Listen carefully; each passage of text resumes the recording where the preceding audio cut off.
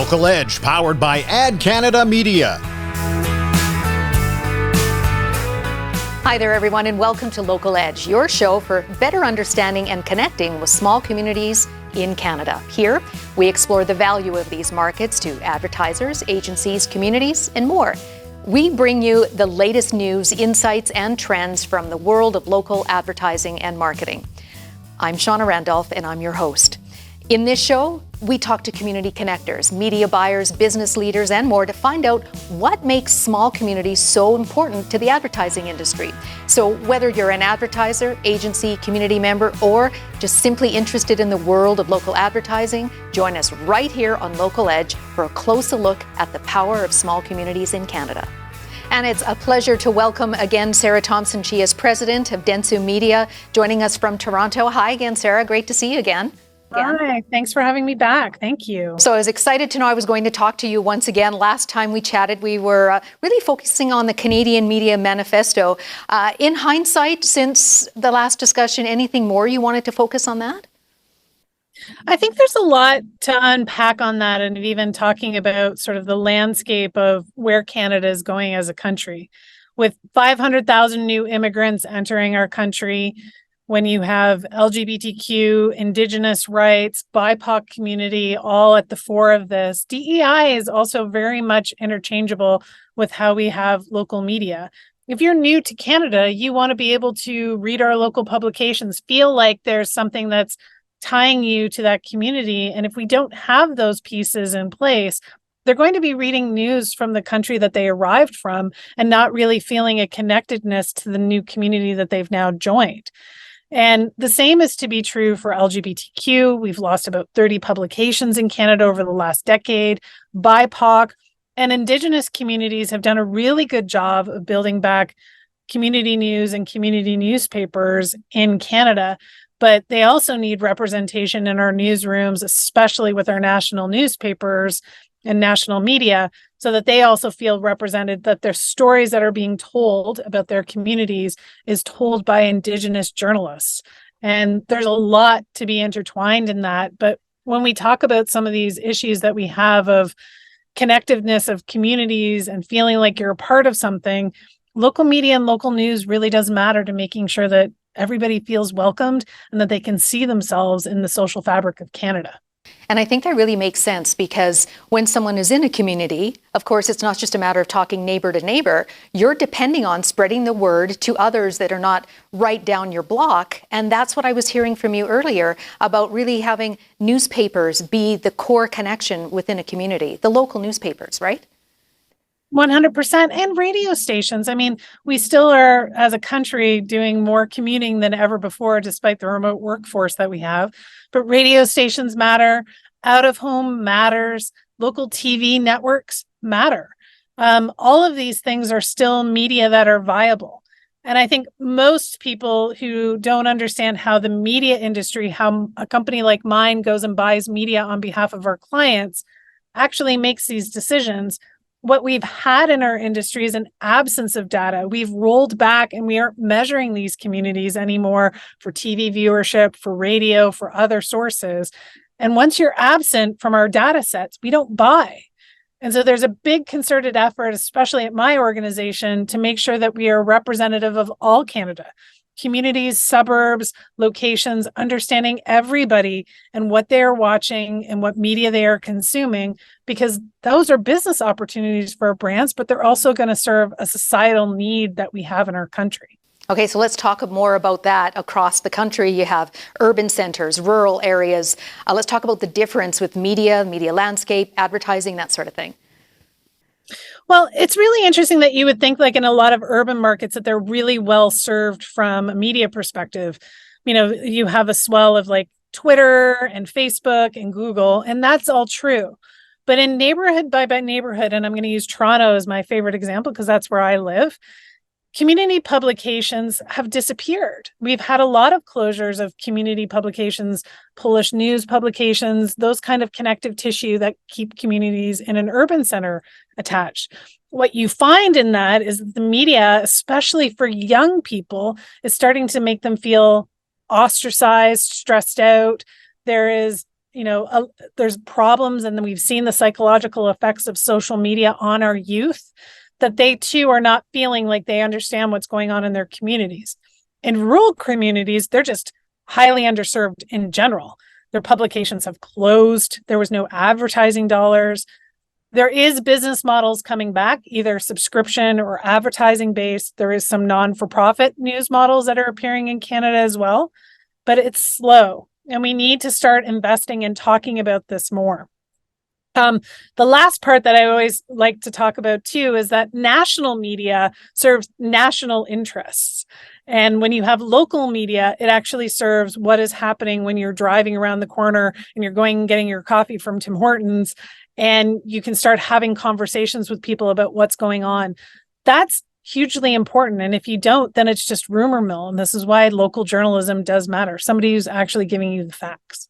I wanted to talk just for a second about like really remote areas where people maybe not have very good internet connection. What do you see is the usual source for turning to news for folks in that kind of setting? Unfortunately, it ends up being Facebook. I mean, Facebook is a rather light product, and if you have a mobile device, it's an easy thing to have. The challenge with that, just despite the fact that Meta and other organizations will say that people don't consume news, we do consume headlines. And with headlines, you're getting sensationalism, you're not necessarily getting the truth, and you're not reading long form. We do know that in community papers, people spend more time with them. They read the totality of the article. The headline, yes, is the lead, but in truth, people will digest more and get more of the facts rather than skimming. If we want an entire society that is ill-informed, headlines is a disastrous way to just consume your news because it's provocative. It's based on what you're going to engage with. And for anybody watching, pay attention to what you click on. That next time that you click on that article or headline or you're reading something, is it because it's giving you the facts and the truth and it's quality journalism, or is it because it's sensational? And if we keep playing to that other side of our brains, we will just have sensational headlines. But for rural communities, and I know there's a concerted effort by a lot of our telecommunications companies just keep building back our internet access, that'll be hugely important. Bringing all of the digital divide that exists in our country, which does exist, will empower new economics, new business models. Like think about e-commerce and all of that. But there's also a need for them to be connected to media and have storytelling and have an understanding of what's going on around the corner from their house. Wow, Sarah, you are a wealth of information. Anybody watching may want some advice from you, future clients, that sort of thing, for media buying, whatnot. How do they reach you? You can find me on LinkedIn, Sarah Thompson. Please send me a note anytime. You can find me at sarah.thompson@dentsu.com. This is such an important topic, and it's not the one that a lot of business leaders are talking about, but I really hope people start considering this more and more of how to invest in the Canadian media fabric and make sure that we don't lose any more. Oh, we will talk again, Sarah. Thank you. Thank you. That's Sarah Thompson. She is president of Dentsu Media. When it comes to age distribution in Canada, there's two entirely different distributions. In the urban markets, the four largest age brackets are between the ages of 25 and 44, while over in the rural markets, the four largest age brackets are between the ages of 50 and 70. And when it comes to audience targeting, that's a noteworthy difference. For more data like this and a better understanding of connecting with local markets, please visit adcanadamedia.ca.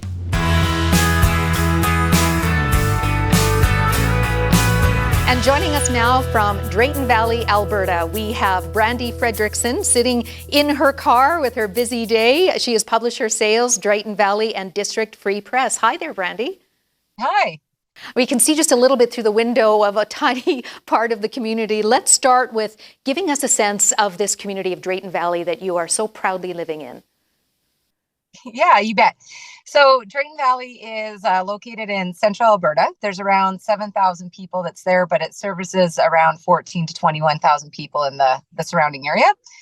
The industry is predominantly oil and gas, but it's a place that I had grown up all my life. Like I had gone away to school and like many small town people said I would never come back, but then I came back, and you wonder and you understand kind of what gems really lie in the small community. It's a place where you go to the grocery store and you always run into somebody that you know. There, you can call on a neighbor to help you out. The business owners.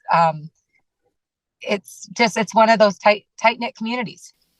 And a big part of this community is your publication, again, Drayton Valley and District Free Press. What's the story behind this? Oh, so I'm thinking, do I want to do the Coles notes or the full story? But basically, when I came back to Drayton after university, I started working at the paper that was there at the time and made some really close connections with some of those individuals that were there. Some of the best part of that was that it really gave me a foothold in terms of getting to know a lot of the people who are the volunteers or the organizers in the community, which then basically kind of helped me along my life path from there. And then in 2015, I had ran in a by-election for town council, and I had gotten on council for that. And it was probably about 2 months after I got on council, Alberta went into a fairly big recession that really hit the oil and gas industry very, very hard. And our community wasn't immune. And in addition to the hardship stories that came out of that, there were still a lot of hopeful stories. There was a lot of community members that were, our motto is pulling together. So they were pulling together in terms of putting together what events they could to help families that were struggling, whether that was with food or with community dinners or with, clothing drives, those kind of things. So a lot of those things were still happening underneath that big story of our oil and gas industry is having some real big issues. So when I was on council and seeing that, I just felt it was important to be able to elevate those narratives as well. So it wasn't just that, yes, we were getting hit very hard, but there was still, there's huge heart in the community. And out of those stories, I believe that's what kind of connects the community together. It gives them pride in sense of pride of community. And so in 2019, so I was off council and then I had kids. And so in 2019, I had called on some of the people that I used to know with the newspaper. And at that time, I had also taken some digital marketing courses from McMaster University and a few other things. And so I thought I was looking to create something that would give me flexibility with my young family, as well as be a part of that community.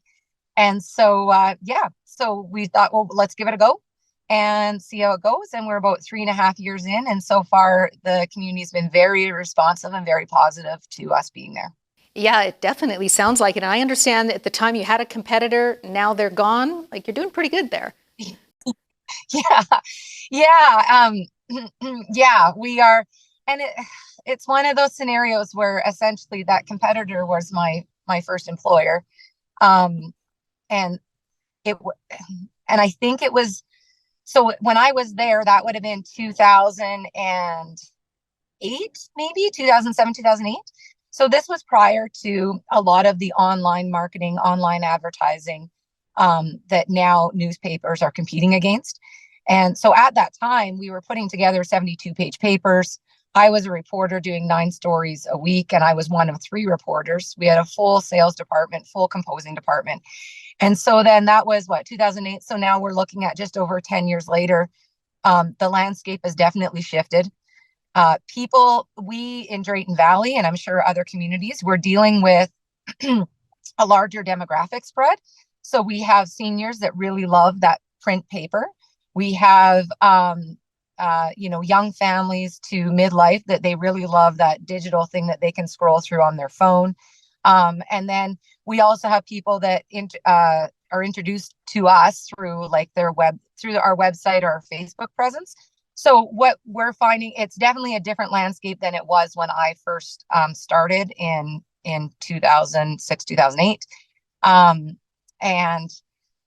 I can see, but even though how we deliver the news has changed drastically, the underlying stories the fact that local is still very important.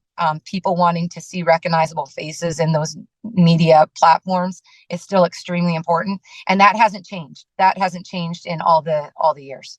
So, Brandy, just wrapping up here really quickly, what do you say to anyone considering to advertise in markets like yourself from other parts of the country? Yeah. So basically, it's great in knowing the digital side of things. So I know what potential it has, but also what limitations it has in terms of to do target marketing in larger areas such as Edmonton, Vancouver, Calgary.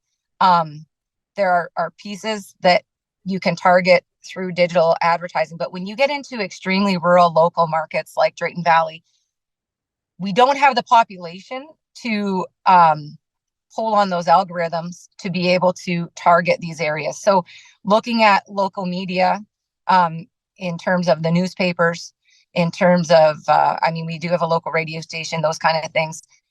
Those are your targeting mechanisms for marketing in smaller communities such as Drayton Valley, Rocky Mountain House, Edson, all these kind of places. And even with all of the development that has happened over the years since some of the online platforms have come into play, we don't have the population to the deliverables that are being promised cannot be delivered on a smaller platform such as a rural Alberta community. So this is it. This is your local marketing spot to be. And definitely hardworking staff, including yourself. We're going to let you go because on top of everything else you do, you have to go do some deliveries. Thank you, Yes, Brandy. right, yeah. All right. Quickly, how can people get in touch with you? They can, our website is www.dvfreepress.com, or you can email me at admin, ADMIN, at dvfreepress.com. Thank you, Brandy. Thank you so much. That's a great opportunity. That's Brandy Fredrickson. She is Publisher Sales of Drayton Valley and District Free Press. Here's some chilly data news. They love their fridges in rural Ontario. The average household expenditure in Canada on refrigerators and freezers is just over $164 per household. But in rural Ontario, that number jumps to a country high of over $220 per household. That's almost 35% higher. For more targeted data like this and to get a better understanding of connecting with local markets, please visit adcanadamedia.ca.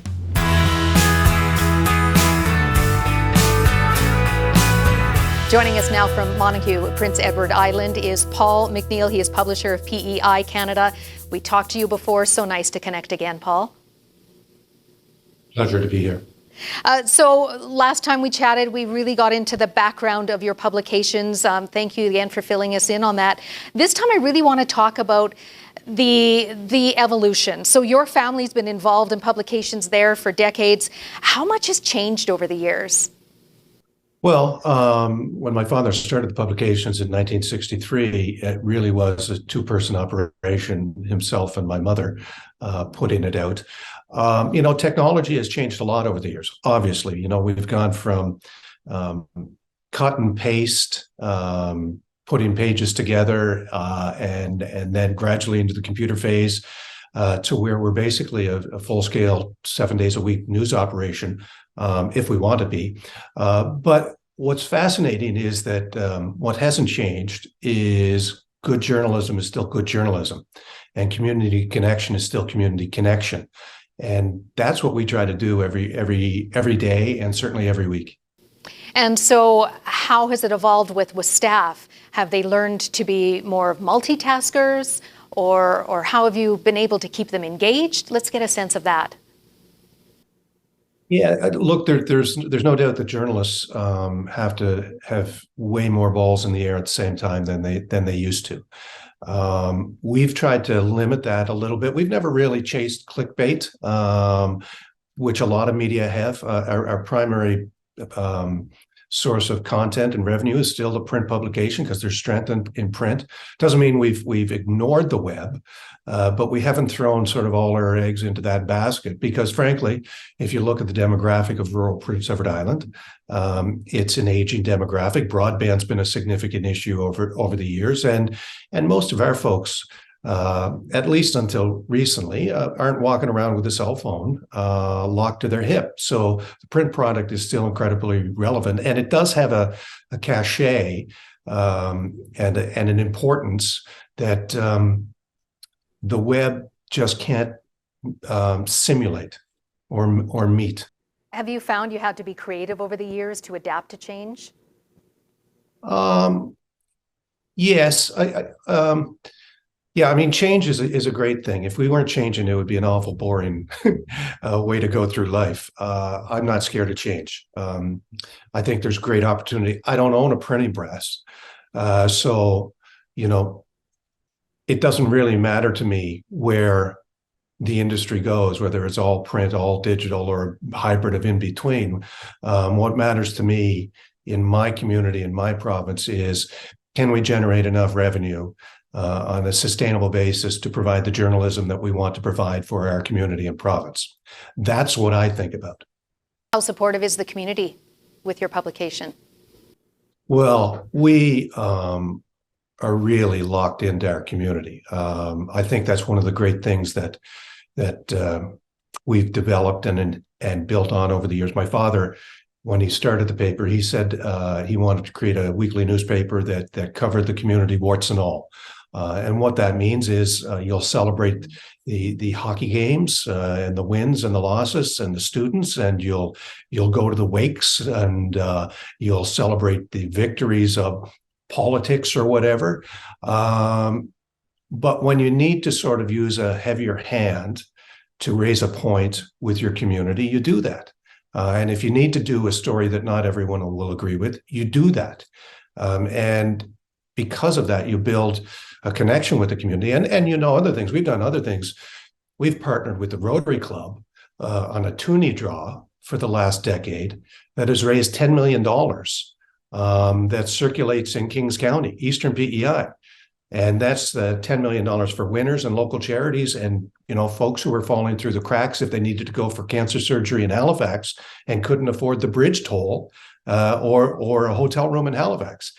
It's that type of connection with the community that I think it's not unique to newspapers. I think a lot of the independents, the privately owned communities where the owner still lives in the community and the employees are still in the community, it's that type of connection that I think really makes a difference in the long run for a lot of our papers across the country.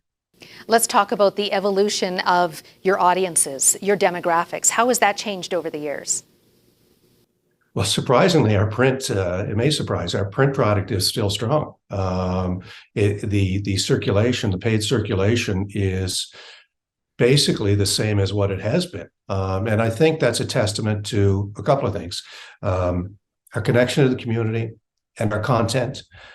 Just because a politician calls a press conference doesn't mean we go, especially if there's other media there, because frankly, why would we spend resources duplicating what the CBC or the major dailies are going to do or private radio? I would rather have my reporters do stuff that nobody else is going to dig into or find. And, that's not a bad way to look at life, to have the freedom to sort of go out and cover your community the way you want to cover the community rather than how other people think you should cover the community. And just this last bit again with evolution and all the different opportunities for advertisers to spend across the country, to anyone in another part of Canada that may be considering advertising in any of your publications, what would you say to them? How do you stand out? Well, we're the papers that reach rural Prince Edward Island better than anyone else, and the website. That's sort of our niche. We have 4 publications, one east, one west, a couple of industry publications for farming and harness racing. So our sort of real strength is in the small communities. And if you want to reach those folks, our papers do it better than anyone else, including social media. And how can people reach you? Oh, easy. Paul@PEICanada.com. It's the easiest email in the world. It sounds really easy. Thank you very much for your time, Paul. Absolute pleasure. Thank you. Paul McNeil, he is publisher of PEI Canada. Over $13 billion is spent annually on furniture in households across Canada. At just over 13 million households, that's an average of $1,042.33 per household. For more targeted data like this and to get a better understanding of connecting with local markets, please visit adcanadamedia.ca.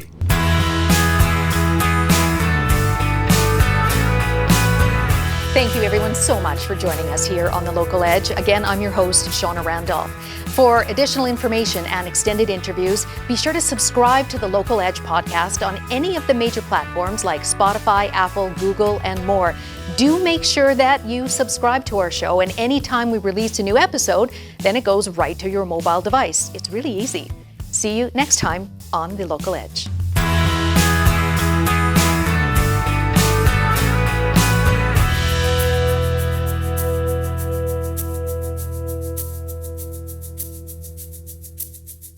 This series is proudly produced by the team at Road 55.